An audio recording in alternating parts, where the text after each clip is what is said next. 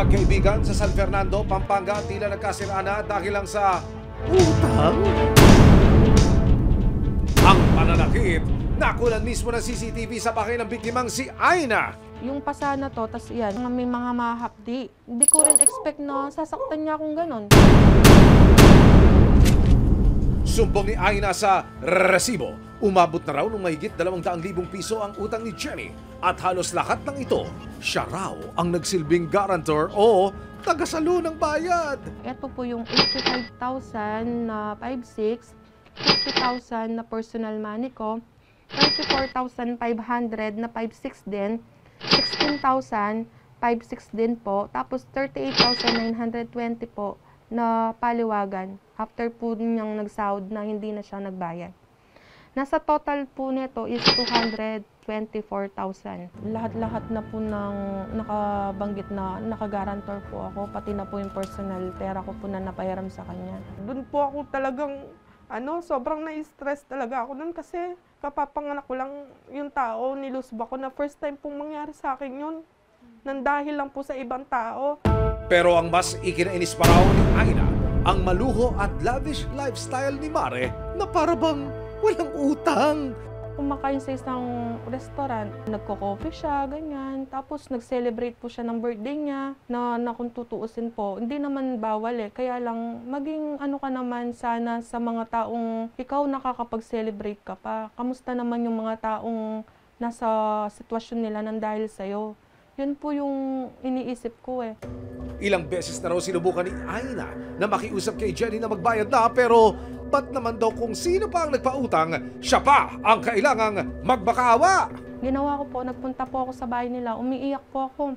As in, umiiyak po ako, nagmamakaawa po ako na tulungan ako. Tapos sabi ko, Day, tulungan mo ako, sabi kong ganyan. Umiiyak po talaga ako noon, nung time na yun kasi iba na po yung ginawa. Yung nanay niya po kasi, umalis ka dito, sabi po sa akin ganyan. Doon po ako naawa sa sarili ko kasi hindi ko naman po talaga utang yun. Pero ako po yung ginanon. Dito na nalaman ng resibo na ang paniningil ni Aina may mas agaran at malalim pa palang dahilan. May sakit po ako, tapos ito nga po, yung diagnosis po sa akin na may 7 kidney stone po ako, tapos may 2 cyst na kailangan ko po talaga ng gamutan dito. Ito po yung mga gamot na iniinom ko sa ngayon na nireseta po ng doktor sa akin. Tapos hindi naman po pa mo basta-basta yung mga gamot na to kasi ang mahal po. Sa gamutan ko po, 2,000 po yung lahat ng 3 gamot pa lang po yun sa isang linggo. Tapos iba pa po yung consultation ng doktor sa akin na 500. Ayon kay Aina, sa tuwing naniningil, ang panakot pa raw ni Jenny ang pagiging empleyado niya sa City Hall at ang kanyang mga di umano'y koneksyon dito. Ito pong hawak ko ngayon ay ang resibong ibinigay sa atin ng biktimang si Aina. Nakasaad po sa mensaheng ito ang umano'y pagmamalaki ni alias Jenny sa kanya raw mga koneksyon. Kapampangan ang ipinadalang mensahe ni Jenny kay Aina. Pero para mas maintindihan natin kung ano ang sinasabi, tin-translate po natin ito sa Tagalog. Ito po ang ibig sabihin nito. Diyan ako sa gobyerno nagtatrabaho, lalo na ang hawak ko ay konsehal. Marami akong pwedeng lapitan at hingan ng tulong. Dahil hindi magkasundo sa mga utang, Pebrero nitong taon, umabot na sa barangay ang reklamo ni Aina laban kay Jenny.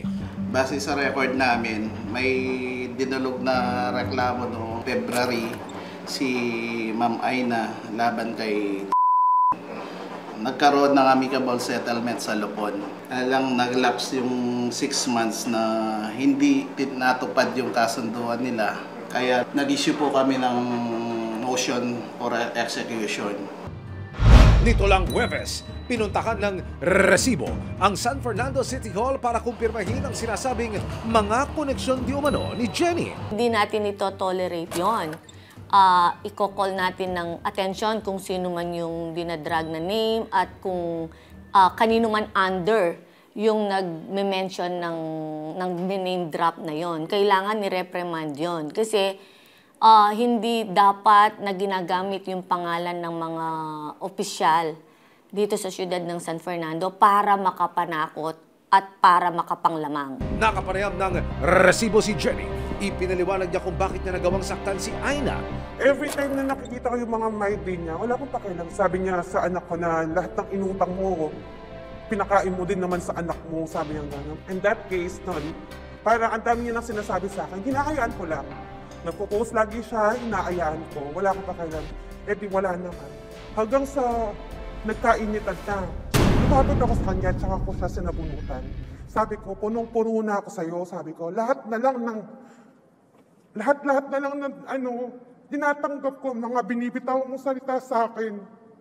Lahat na lang, pati anak ko, sabi ko, hinahayaan ko lang.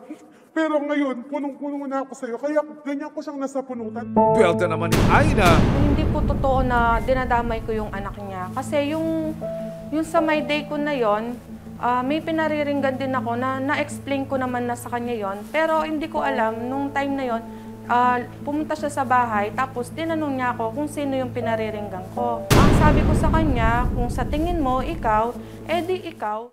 Maraming salamat sa panonood.